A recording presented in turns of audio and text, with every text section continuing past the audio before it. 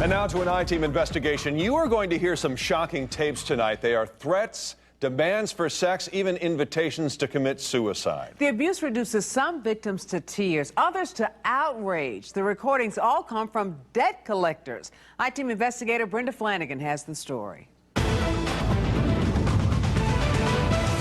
You know what It means a sex act. The guy on the tape wants sex from this man's wife and child to pay off a debt. Why don't you tell Quick to come get me a quick? You know what me? Huh? So they're offering to take sex in exchange for settling your debt. Mm-hmm. Yeah. What did you think?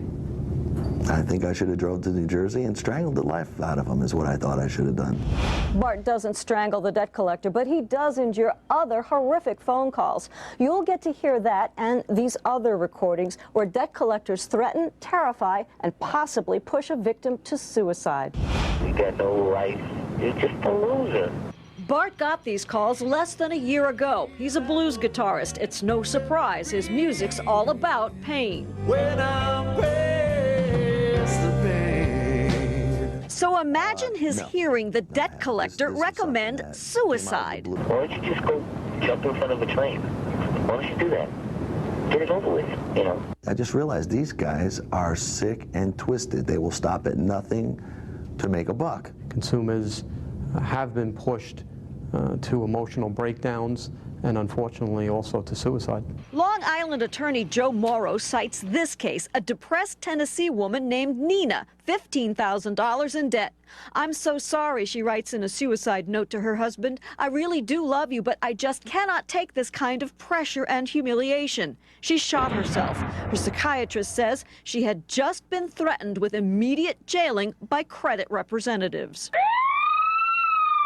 Police and prison are common threats used by collectors. My worst fear was I was going to be arrested in front of my kids. Linda says a debt collector told her, "Pay up or else." You will be served with a subpoena, a warrant to go to court for what we call check fraud in New York State. It was horrible. It was a horrible, horrible feeling.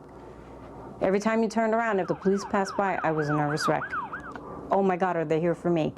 Some collectors threaten to call the cops, but some also call your coworkers, your neighbors, your family. The law says they're supposed to stop if you send them a letter, but some don't. Listen to this recording. Here? Okay. Why? I need you. Why? To stop. Why? You should put that on a recording. Calling.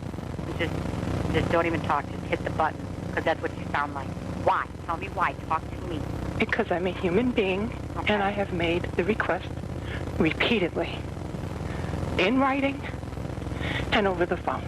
The law says debt collectors can't arrest or imprison you. They can't threaten or abuse you, can't call your employer or your neighbor, and they can't keep calling you if you request that in writing. Ma'am, you owe a federal debt. You really think that we're going to stop calling you? Really? It is very common.